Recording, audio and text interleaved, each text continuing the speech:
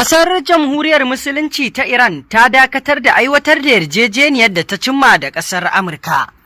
Sannan kuma Iran ta ce ba za ta lamunci ana tattaunawa sannan kuma ana kai mata hari ba. Shugaban ƙasar Lebanon ya tafi Washington wato Amurka domin ganawa da Donald Trump. Masu saurare ku gyara zama domin jin waɗannan rahotannin labarai da muke tafa da su kan abubuwan da ke wakana. Da fari bari mu fara da batun da ƙasar Iran ta yi na cewa ba za ta lamunci ana tattaunawa ana kuma kai hare-hare ba. Iran ta ce ba za ta ci gaba da amincewa da salon gudanar da tattaunawa tare da ci gaba da kai hare-hare a lokaci guda ba.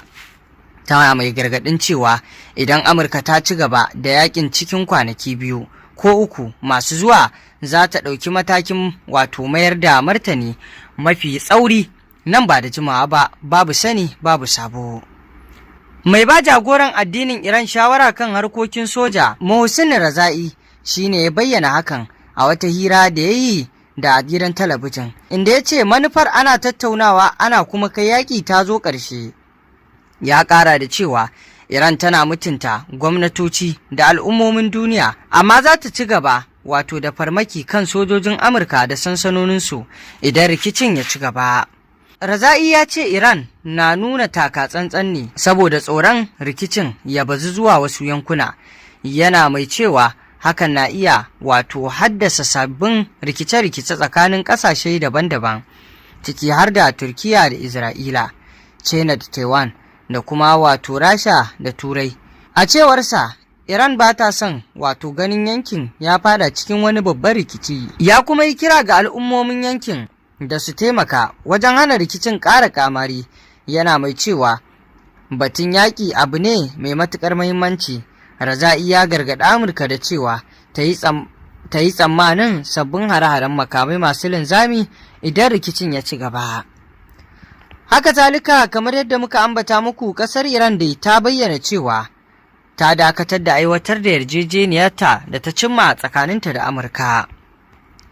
Iran ta ce ta dakatar da aiwatar da dukkan alkawarurrukan da ke ƙarƙashin yarjejeniyar Islamabad, tana mai zargin Amurka da karya yarjejeniyar ta hanyar wato abin da ta bayyana a matsayin hare-hare da matakan rashin mutunta yarjejeniyar. Mataimakin ministan harkokin wajen Iran, Kazem Garibabadi, ya ce Amurka ta karya dukkan alkawuranta na yarjejeniyar da aka cimma tsakanin ƙasashen biyu ta hanyar shiga wato tsakanin Pakistan. Ya bayyana matakin na Iran a matsayin martani na gargaɗi ga abubuwan da Amurka ke aikatawa. Garibabadi, wanda ke cikin tawagar tattaunawar Iran da Amurka, ya ce a halin yanzu fifikon ƙasarsa shine kare kanta da kuma mayar da martani ga waɗanda take zargi da kai mata hari.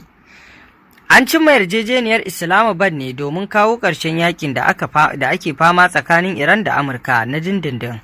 Sai dai tun bayan hare-haren da aka kai wato kan jiragen ruwa, sake rufe mashigar Hormuz ya sa an sake komawa musayar wuta tsakanin Iran da kuma ƙasar Amurka. To wannan kenan. A nan kuma shugaban Lebanon ya tafi Washington ƙasar Amurka domin ganawa da Trump.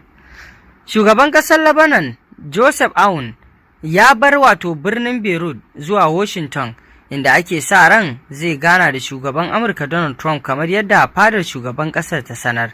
Ziyarar tana zuwa ne bayan kammala zagaye na 6 na tattaunawar Lebanon da Isra'ila, wanda aka gudanar a ofishin jakadancin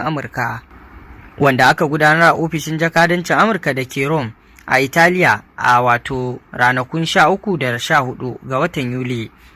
Fadar shugaban ƙasar Lebanon ta ce Aoun zai yi tattaunawa da wasu manyan jami'an Amurka kan halin da ƙasar ke ciki da kuma wato hanyoyin ƙarfafa yarjejeniyar tsagaita wuta musamman a kudancin Lebanon. Ana kuma sa ran za a tattauna batun janye sojojin Isra'ila daga wuraren da har yanzu suke mamaye da su a Lebanon, wanda ke daga wato cikin manyan batutuwa da ke gaban ƙasashen guda biyu. To masu saurare, ƙarshen rahotannin labaran kenan, ku ci gaba da bibiyar mu domin sanin abubuwan da ke faruwa a duniya baki daya. Mun gode.